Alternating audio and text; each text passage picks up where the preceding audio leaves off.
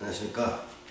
소띠 을일간의 기해년 운세에 대해서 말씀드리겠습니다. 먼저 기해년 운세를 말씀드리기 전에 이거는 사주 전체를 바라보고 감명하는 운이 아닙니다.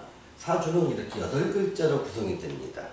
또한 남자냐 여자냐에 따라서 사주는 달라집니다.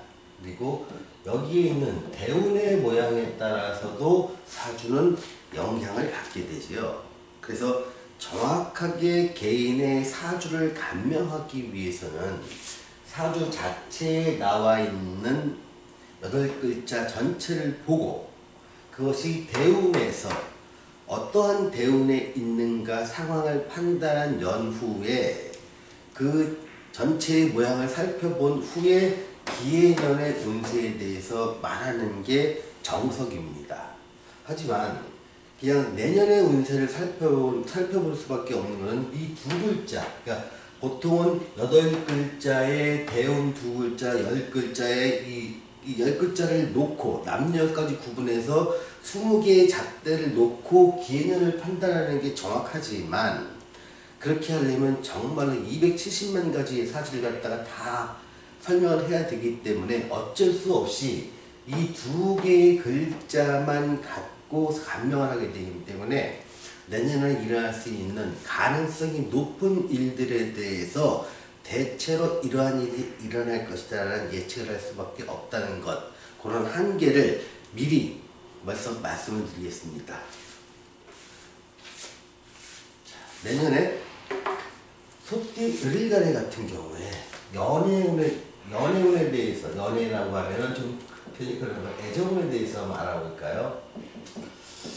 애정운 같은 경우는 되게 안 좋거나 정말로 괜찮은 경우라도 세모 정도의 점수 정도를 밖에 줄 수가 없네요.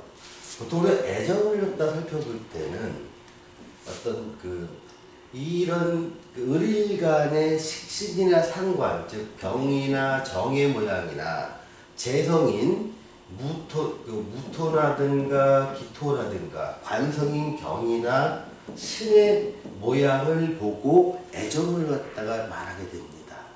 그런데 이 모든 글자들이 해년을 맞이했을 때 세력이 점점 약화되거나 아니면 되게 힘을 잃게 됩니다.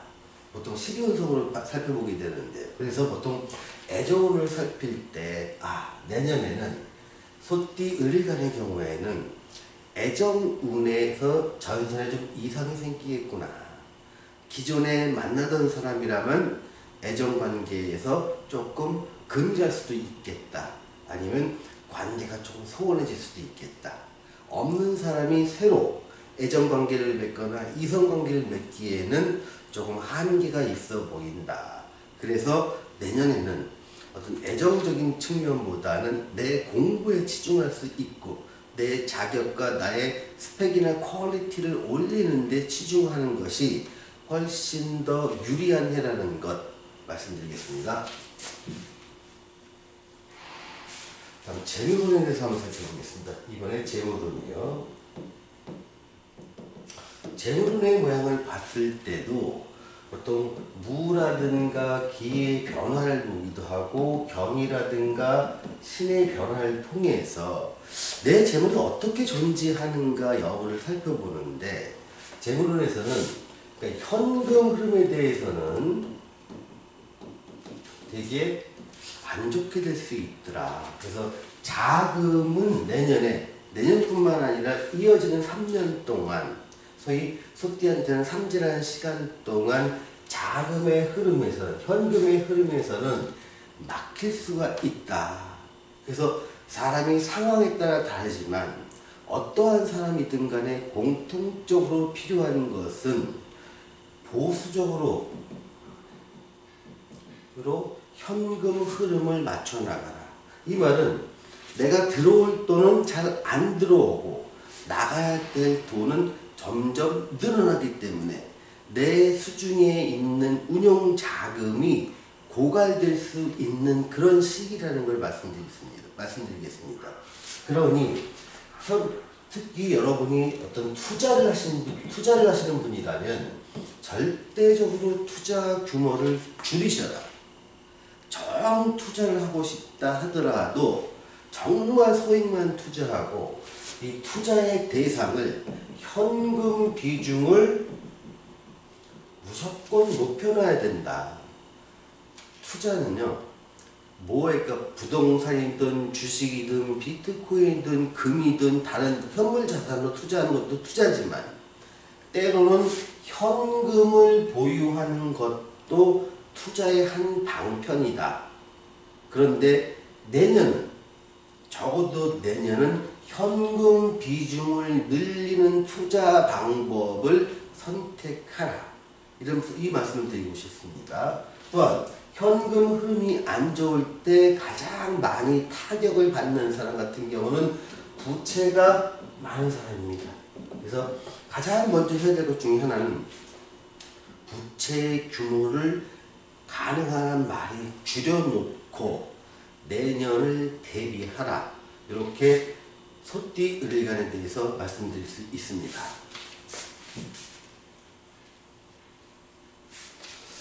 취업운을 한번 살펴볼까요? 취업운 같은 경우에는 일반 취업과 어떤 자격을 기준으로 하는 취업은 다르게 생각할 수 있다.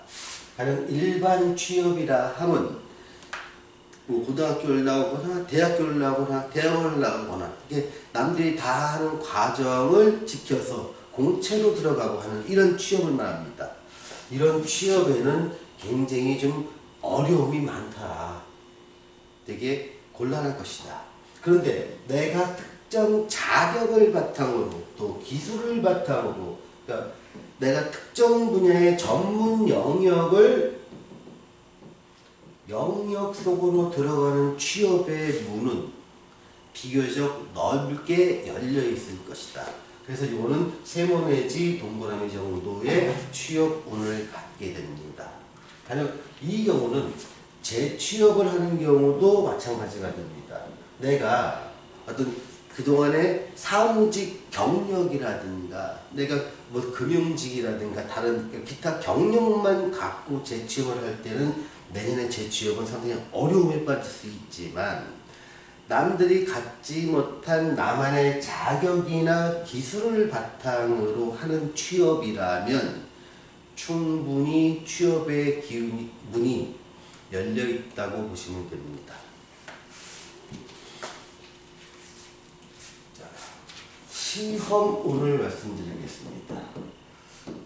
내년 같은 경우에는요, 다른 걸 기타 사회 활동을 하거나 내가 적극적인 활동을 하기에는 몹시 불리한 해가 됩니다.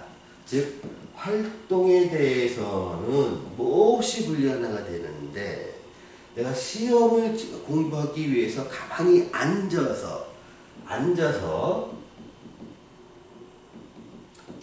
집중하기에는 그야말로 최상의 운이 됩니다. 그래서 보통 이 수험생이라든가 어떤 내가 자격 시험을 치르거나 아니면 스펙을 높이기 위한 어떤 시험을 치르는 사람 같은 경우에는 시험 운이 매우 좋습니다. 그런데 내가 내 사업을 할 거나 아니면 다른 걸 준비하는 활동력을 갖다 추구하는 사람한테는 몹시도 불리한 한 해가 됩니다.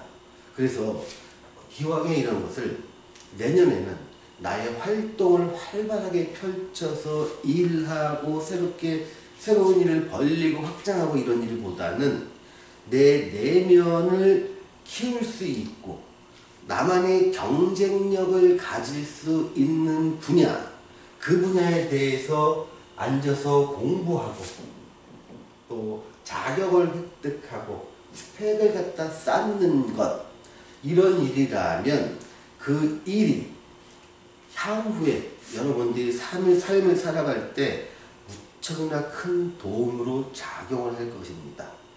나는 공부엔 담 쌓았는데 난 정말 공부해본 지 10년이 넘었어.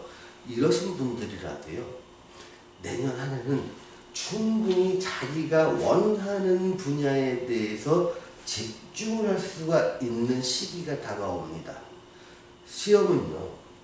꼭 중고등학생이나 대학생이 중간고사나 기말고사 보듯이 그런 시험에만 한정되지 않습니다. 어떤 공부는요. 내가 평소에 배우고 싶었던 것이 있으면 가령 뭐 바리스타 커피에 대해서 알고 싶어서 바리스타에 대해서 공부를 하고 싶었다. 아니면 칵테일 쪽에 대해서 알고 싶어서 칵테일 공부를 하고 싶다. 아니면 나는 평소에 와인이 이렇게 공부하고 싶더라 라고 생각하시는 분들도 이 시기에는 충분히 그런 기회가 주어지게 됩니다. 이것이 내 삶을 바꾸진 않지만 나의 다양한 상식을 넓혀주고 향후에 있었던 대인관계에서 긴요한 지식으로 쓰일 수가 있습니다. 뿐만 아니라 나는 평소에 역사에 대해서 관심을 갖고 있었는데 이번 기회에 내가 삼국지라도 한번 읽어보자. 또 수호지라도 한번 읽어보자. 그러면 이것뿐만 아니라 어떤 중동 같은 게 변화가 도대체 승입파가 뭐고 왜 쟤들은 요르단 지역은 이렇게 분쟁이 많은지 세계 4대 종교의 메카가 있다고 하는데 그게 어떤 의미를 갖고 있는지 아니면 왜 최근에 터키는 왜 그렇게 환율이 상승되면서 갑자기 어려움을 겪었을까 이런 경제와 역사를 섞어서 내가 공부할 수 있는 기회를 가질 수도 있습니다. 그러니 내년 한 해만큼은요. 나 그것이 시험뿐만 아니라 나의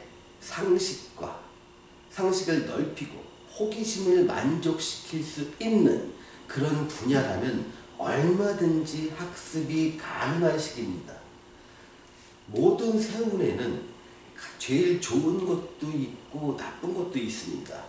자, 소띠 기해년에는 소띠 을일간이라면 내년 한 해는 자신의 소양을 넓히고 새롭고 공부하고 싶은 걸 배워서 자신의 자격도 흡수하고 교양도 넓힐 수 있는 그런 한 해로 목표를 설정하신다면 훨씬 더 알찬 한 해를 보내실 수 있으실 겁니다.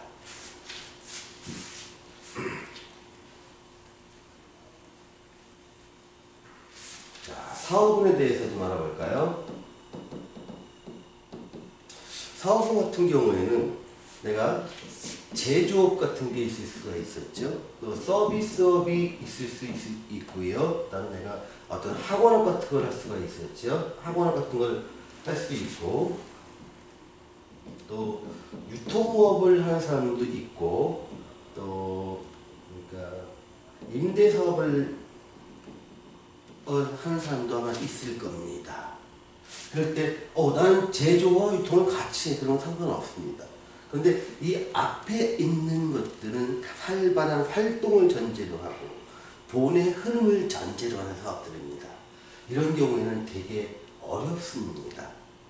때로는 되게 힘들고 고통스러운 세월이 기다리고 있는 것 또한 사실입니다. 자, 기해년은 소띠한테는 역마살에 해당되는 거죠. 역마살이라 하면 제가 말씀드렸듯이 기존에 내가 해왔던 이런 업종에서 이제는 소득이 과거만큼 충분히 나지 않을 테니 업종을 바꾸거나 아이템을 바꾸거나 고객을 바꾸거나 어떤 내 사업의 형태나 규모나 위치 이런 것을 바꿔줘야 하는 시기가 바로 역마살의 운이라고 말씀드린 바가 있었습니다. 자, 그렇듯이 이런 사업을 하시는 분이라면 내 아이템을 좀 바꿀 수 있는 방향으로 심각히 고민을 좀 하셔야겠다. 지금 이 순간부터요. 또한 내년에 기해년에 우리나라에 아니면 전 세계에 어떤 금융적인 위기가 올 수 있는 가능성이 매우 높으니 새롭게 변경하고 싶은 그런 분야라면 불황을 대비하는 것, 불황기를 염두에 둔 그런 쪽이 낫겠죠. 가령 서비스업 같은 걸 하고 있는데 내가 레스토랑을 하고 있는 사람이라면 레스토랑이라 하면 호황기에 잘 되는 업종이고 차라리 단가를 갖다가 15,000원짜리에서 단가를 4,000원짜리에 맞추는 방법, 이것도 하면 제조의 변경이 될 수 있겠죠. 제조라고 한다고 하면 제조의 품목 자체를 좀 럭셔리하거나 좀 더 고가인 것보다는 저가이면서 매우 현실적으로 쓰지 않으면 안 되는 꼭 필요한 생활 필수품 위주로 생산한 아이템을 바꾸는 것 또한 역마살이 취할 수 있는 좋은 아이템의 변화라고 말씀드릴 수가 있습니다. 자, 임대사업이라면 부동산 임대와 시설 임대가 있지요. 근데 부동산 임대라고 하면 부동산 값이 어떻게 내려가든 어떻게 가든 여기서의 수익은 지속적으로 발생을 할 수 있습니다. 다만 내가 부채를 많이 끼고 수익성 부동산을 했을 때 수입은 발생을 하지만 내가 부담해야 될 이자 문제에 있어서 요것의 비중이 좀 더 강해지고 커질 때 수익은 상대적으로 줄어든다는 느낌을 받을 수 있죠.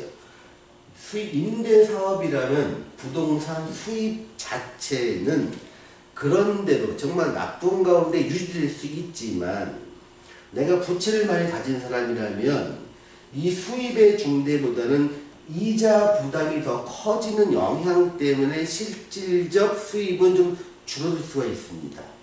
또 시설 임대사업도 마찬가지가 되겠죠. 그래서 임대사업이라면 고유의 임대사업이라면 내 자본만 갖고 하는 걸 고유의 임대사업이라 하고요. 은행 부채를 끼워서 하는 것은 사실은 관과 연계된 사업이라고 말할 수가 있습니다. 그래서 이거는 내가 요거 자체는 임성의 의미가 아니라 부채를 낀 것은 관성의 모양을 바라봐야 되기 때문에 부채가 많은 사람들 같은 경우에는 임대사업 쪽에서도 수익을 기대하기는 어려울 것이다. 다만 내 자본이 많이 투입돼서 이자 부담이 작은 사람이라면 무난히 충분히 기해년 한 해를 넘길 수 있을 것이다. 이렇게 정리할 수가 있습니다. 다음 시간에 뵙겠습니다.